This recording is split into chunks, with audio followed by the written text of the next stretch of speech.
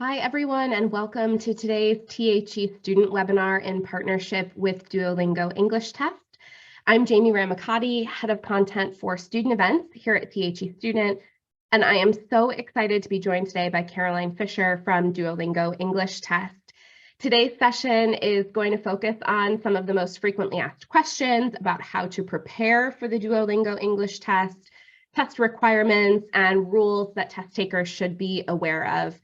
Caroline is going to cover a lot of information around the equipment that test takers need, rules you need to know and follow, and how to avoid some of those common mistakes. She will also share at the end of her presentation an exclusive 20% off discount code for those in attendance today, so be sure to stay tuned for that.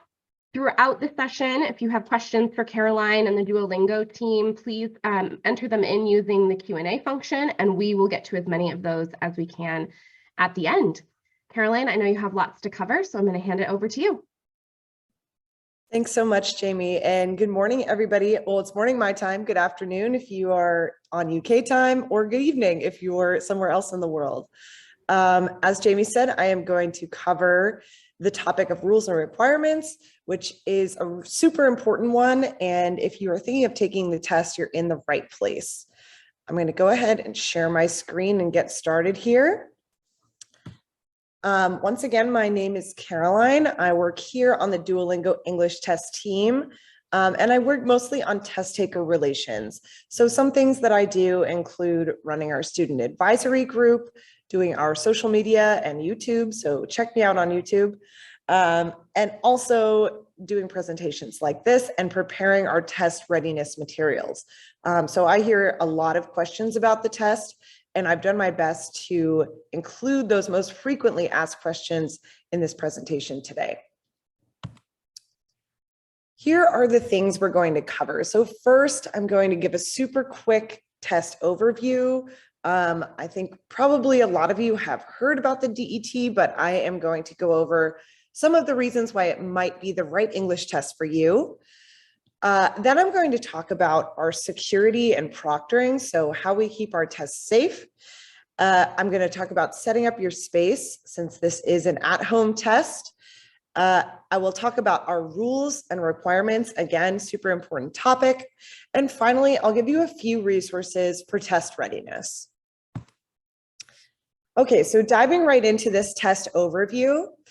The Duolingo English Test is on a mission to make education more accessible to all. We believe that English proficiency tests should be a bridge, not a barrier. So we launched the DET 5 years ago as the world's first high-stakes, online-only English proficiency test. Some of our test takers' favorite features of the test are that it's super convenient. You can take it online anytime. Take it the time of day when you are feeling best, no travel required, and no appointment needed. It's fast. You can take the test in only 1 hour and you will receive your results within 2 days. You can share with institutions pretty much instantaneously as soon as you do receive those results. It's affordable. The cost is $49 US, and sharing is always free. It is accurate. We use the latest assessment science and AI to ensure that we are administering the best possible test. And it's trusted. It is accepted by over 4,000 programs around the world. And if you want to check them out, you can visit englishtest.duolingo.com/institutions. There, you'll be able to filter your search by location, by program type, or you can search the name of your university. You should always check the university's website to know what the specific requirements, particularly the score requirements, are for that university. Okay, now on to today's topic. We're going to start out with security and proctoring. So first of all, why is security so important? Why are there rules and requirements for this test? What are we protecting? Well, first and foremost, we are protecting you, the test taker.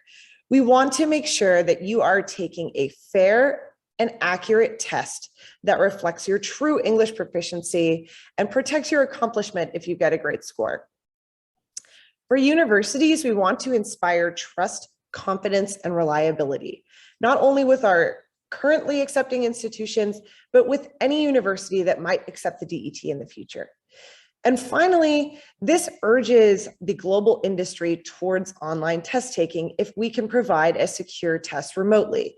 That's super important because, again, online testing makes it more accessible for you, it makes it more affordable, and it gives more options, especially to international students around the globe.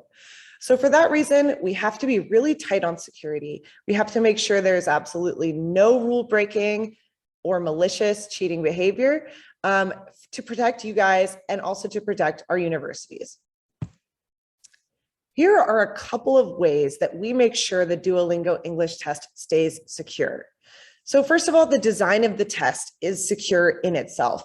And that's because every single test is unique. So when you take the Duolingo English test, it's going to be unique to you.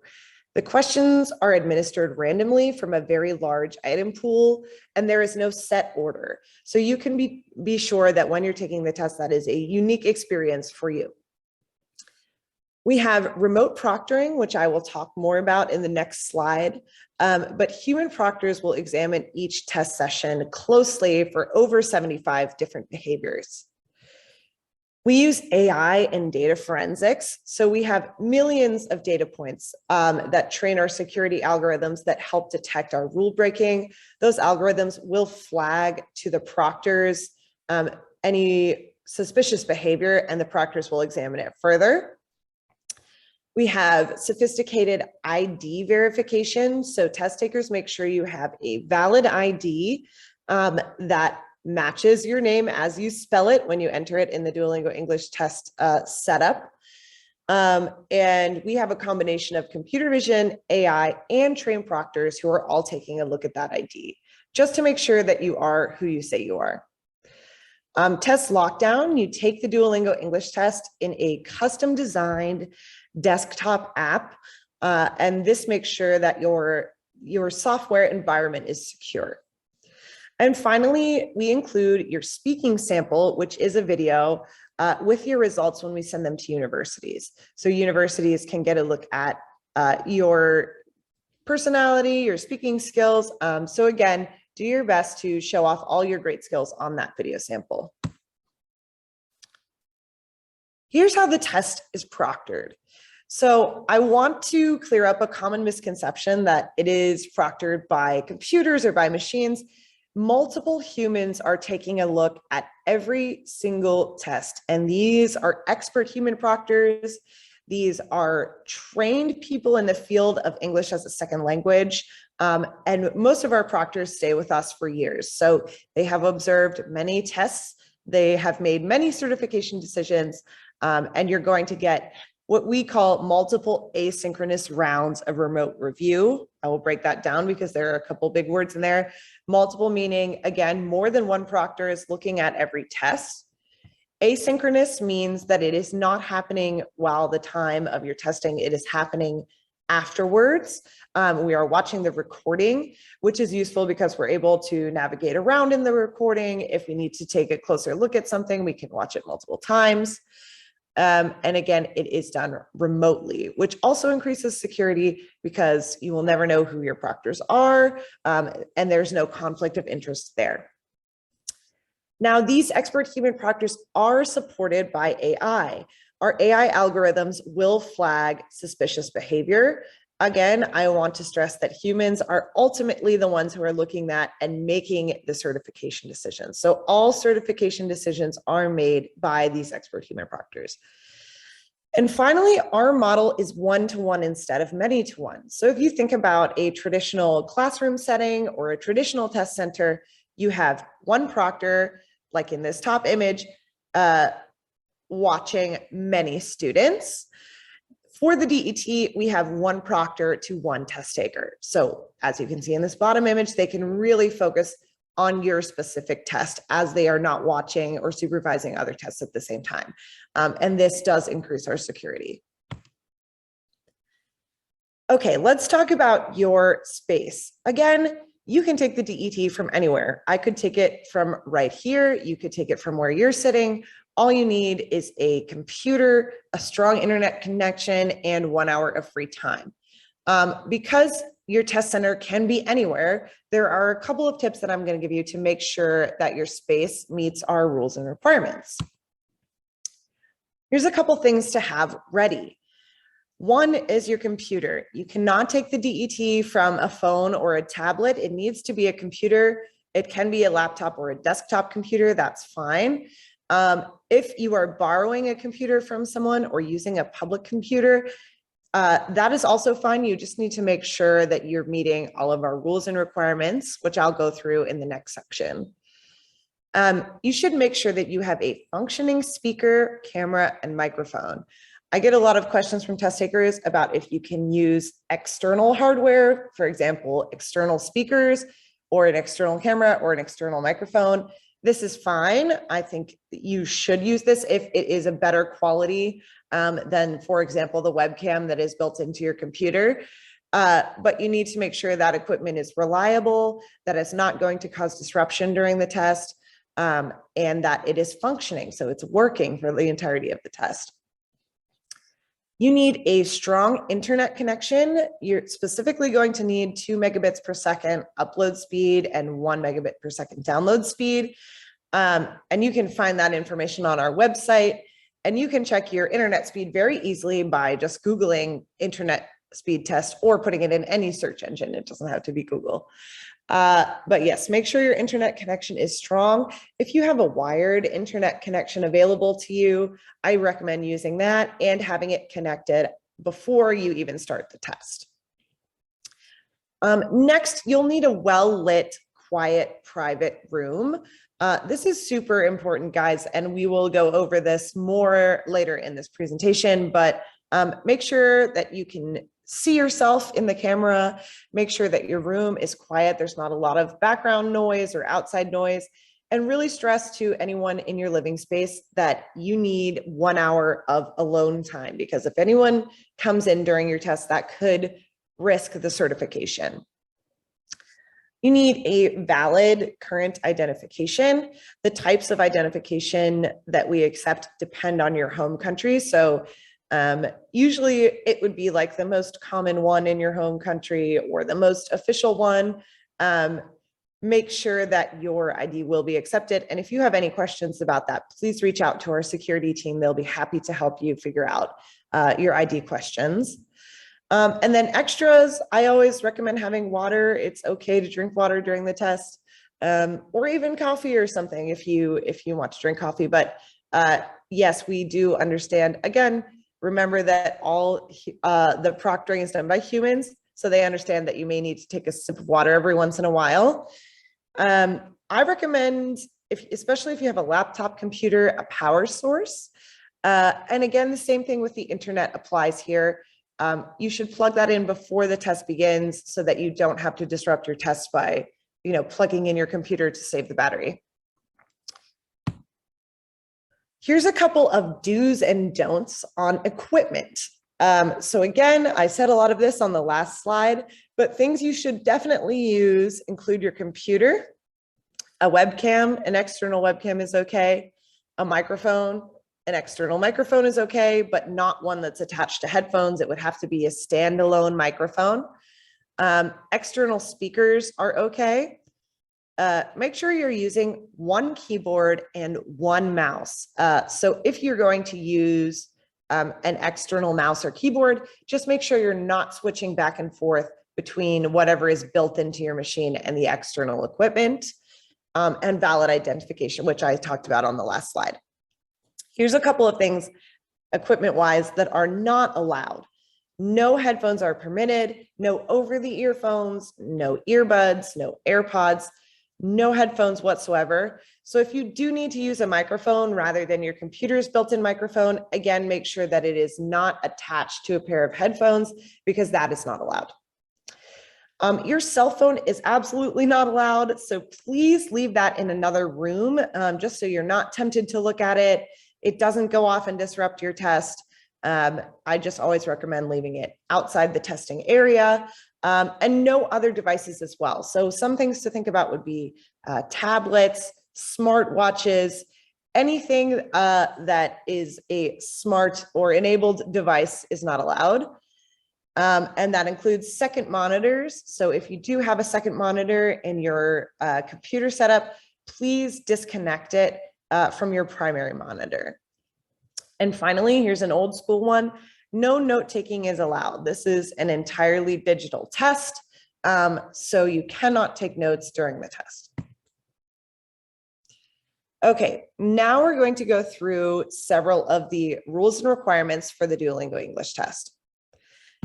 I'm going to start off with our 4 most commonly broken rules, and I'm really going to do a deep dive here for you guys so that you know what to expect.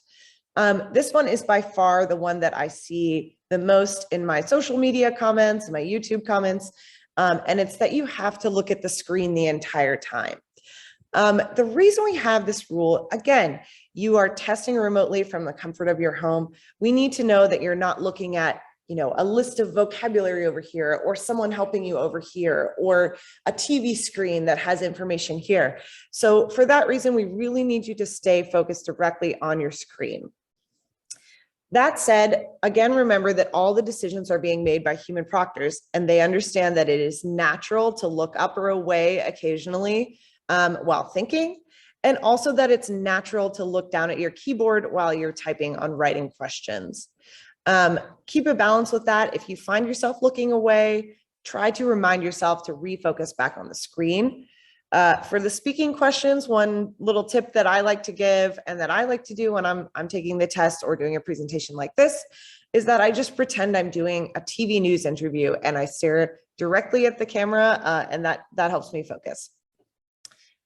If you do have trouble maintaining that eye contact, you can practice this skill.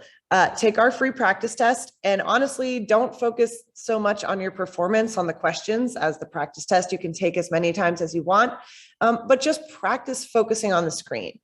So you can see in this little animation here to the side, when it has the gray, that is not accepted, the orange is accepted. So when he's looking like all over the place and not at the screen at all, that's not good. And on the orange, he looks down for a second and then he looks back up. So that is the first rule. The second one is that you cannot have any external programs running on your computer. We cannot have external programs interfering with your test. That is not safe. That enables people who are trying to cheat on the test. So we are pretty strict on this one. And you have to make sure that you close all programs, including web browsers, screen sharing, predictive text, and telecommunication apps, but honestly, just everything. I actually have 2 videos on YouTube if you want to know more about this topic, or if you're struggling with knowing what programs are open on your computer. I have one that just makes sure your entire program is, or your entire computer is clear of external programs. And I have another about specifically predictive text software. One that we see a lot is Grammarly. I think Grammarly is a great program. It's very cool and useful, but you can absolutely not use it while taking the Duolingo English test. And that is because we want to measure your true, natural, real English proficiency. We do not want to know how you do with machine support. So that one is pretty easy to uninstall and pretty easy to reinstall once you're finished with the test. And that sounds extreme, but I recommend that you do that just so that it doesn't interfere with your test at all. And when in doubt, restart your computer and reach out to our support team if you have any questions about this one. Again, make sure your test environment is private. So no one else is allowed in the room, even if they're not helping you. So you need to schedule your test session, since you can take it any time of day, for when you know that you have 1 hour of truly uninterrupted free time. Make sure you communicate with everyone in the space that you're taking the test, whether that's your home or somewhere else. Make sure you let anyone else who could potentially disrupt you know that they're going to jeopardize the certification of your test. And again, that sounds strict, but think about when you're taking a real test in a test center that has also a ton of rules that are also for security, and there's no one else allowed in the room while you're taking that test at school or at a test center or wherever you're taking it. This is our version of that. So again, just make sure you communicate very strongly with everyone not to disrupt you. So again, you can see in this animation, there is someone coming in on the gray, that's bad. When it turns orange, it's private, that's good. This includes remote interruptions. So again, put those cell phones away. You do not want anyone disrupting your test session. I also recommend putting a sign on your door. Maybe you have a parent who really wants to know how you're doing. Make sure that you discourage them from that behavior, both before the test and during the test, by putting a sign on the door that says, please do not disturb. And finally, the fourth most commonly broken rule is speak and write naturally. And what we mean by this is that we see a lot of students using pre-prepared responses, whether those are responses that you memorized, you made up and you memorized, or responses that you found from another source and memorized, which is plagiarism. So it's always better to just respond naturally and in the moment. You should remember that task relevance, or how much you're speaking to the topic that's being asked, is one of the scoring criteria on the Duolingo English test. So not only does responding naturally help keep your test secure, it also could help you achieve a better score. Even if you've practiced responses that are similar to similar types of questions, again, always try to respond in the moment, conversationally if you're speaking, or with your own words if you're writing. We have a very advanced plagiarism detection software that will flag these to our proctors. So yeah, just use your own words. That is really important. And the reason we have this rule, obviously, is because we want to test your true proficiency, but also because when you get to a university, you may not always have a prepared response available. Think about being in class and responding to a question, or giving a presentation and having a Q&A session, or being asked a specific question on a test. You're going to need to generate that language from only your brain and no other outside sources. And again, stressing here that you should never use predictive text software. Grammarly is one, but there are hundreds out there in the world, and none of them are allowed. A couple other rules to know and follow. I think this one is fairly obvious, but use your own ID. Do not try to pretend to be another person. Keep your face clearly visible. So this is also important if you have an external webcam. Make sure that the camera is centered, your head is in the frame, your full face is clearly visible and unobstructed. Make sure your ears are visible and unobstructed. And again, remember that there are no headphones allowed. If you wear a religious head covering that covers your ears, that is an exception that is allowed. The third time I'm mentioning this, don't use predictive text. Keep your camera and microphone enabled for the entirety of the test, and do not close or navigate away from the desktop app during the test. Here are a couple readiness resources. Readiness is the word that we use for what you might traditionally know as test prep. We do not believe that you need to prepare for the Duolingo English test in that you need to study the test. The best way to be ready for the test is to improve your English proficiency and practice your English. That is what we're truly trying to measure, not your knowledge of the DET. That said, I get that many students want to know what they can expect during their experience. So here's a couple of resources that you can use. One is a free practice test, which is available on our website at englishtest.duolingo.com/quick.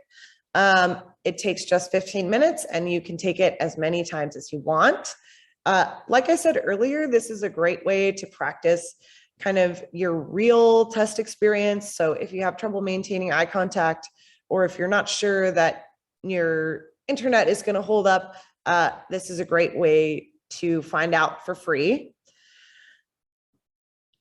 We have also a test taker guide, which has all the information you could ever need about the Duolingo English test. It is available at englishtest.duolingo.com/guide. So again, you're finding out information about question types. You are understanding how we score the test. You can review more sample questions. And there's more information about the rules and requirements in this document. Again, I make YouTube videos on our YouTube channel, which is youtube.com/Duolingo English Test. There are a lot of videos about rules and requirements on that page. So if you do have any further questions and you want to do more research, that's a great place to go. There's also a lot of English practice content on YouTube, and there are DET specific YouTubers that are great. So I highly recommend checking out that resource. And when you watch a video in English, that helps to practice your listening skills. Another one specifically for rules and requirements is our frequently asked questions tab on the website. This has tons of information, tons of rules and requirements listed, and pretty much any question that we get from test takers that has an easy answer, we put it on this FAQ page. So go ahead and check that out. It has a lot of great articles, a lot of great information. And when in doubt, reach out to our support team. Almost said security team, sorry. Reach out to our support team with any questions. Even if you haven't taken the test yet, they'll be happy to help you. So to sum up, take the DET if you think it's the right test for you. We want your results to be certified. That is in our best interest and your best interest. So please follow all those rules and requirements. And remember that people are taking the test every single day who are getting certified results. And we have all these amazing advantages for you. It is so convenient, it's fast, it is affordable, it's accurate and trusted. And finally, before I get to any questions that were asked, we do have a coupon code for you guys. This is a 20% off coupon that is valid until the 23rd of October. And it is THE Student 200922. 200922. So I'm going to leave that up for you. And Jamie, if there's any questions in the Q&A that I should respond to, let me know. But thank you all so much for listening to that presentation. I know rules is not the most fun topic, but it is a super important one. Really important. Caroline, thank you so much. Your colleague Dre has been here answering a lot of the questions in the Q&A throughout the presentation. And one that he has answered, but I want to make sure we cover out loud for everyone in the audience, is the question about earphones or earbuds during the test. It's come up a few times in the Q&A. So can you just address that again for us, the policy around wearing headphones, Yes. and make that really clear for students? Yes. So unfortunately, students, I know we're all used to wearing headphones and earphones nowadays, but they are not allowed on the Duolingo English test. It is a security risk because we don't know what other sound outputs might be coming through there. So no headphones, no over the ear, no in-ear, nothing like that is allowed. You will have to use the speakers on your computer, your built-in speakers, or you can attach a pair of external speakers. And if you, for example, if at home you don't have a reliable speaker system on your computer, you can always borrow a computer for someone else. Just make sure that there's no other programs running in the background when you use that. So unfortunately, absolutely no headphones allowed. Thanks, Caroline. And one other that's come up in the questions is just about the identification that students need to provide. Mm-hmm. I know we may not be able to cover here like all of the specifications around that, but where can students get more information about providing appropriate identification when they take the test? Definitely. I think that my recommendation here would be to reach out to our support team. They are available all the time on our website with the orange help button. That is a chat feature. So I would just chat them in. They have the big book of accepted IDs at the ready, and they can help you determine whether or not your ID will be accepted by the Duolingo English test. We do try as hard as we can to accommodate different needs from different countries. We understand that not every country has the same identification system. So again, it depends on your home country. And we do try to make as many accommodations as we possibly can while still being a super secure test. Fabulous, thank you. I think quite a few of these questions Dre has answered for us. There is a question here about provision for taking the paper test at a test center. And obviously the benefit of the Duolingo test is that it is fully online for students. Yes. So you do not go to a test center to take it, and there is not a paper option. But of course, that is one of the big benefits of choosing the Duolingo English test. Another thing that Dre did cover in some of the answers that he responded to, but again, I think for the benefit of all, we should just mention, is about sending scores to universities. So students inquiring about if they take the test and then they send scores to a few universities, but then maybe a couple of months later decide that they want to send it to other universities. What's the provision around how many universities they can send it to and time frame around that? Totally. This is a great question that I love to talk about, and also a super important topic. So I want to say, first of all, since this is a rules related webinar, if you are sending scores, please make sure to do that through your official DET account. So logged in on our website, englishtest.duolingo.com.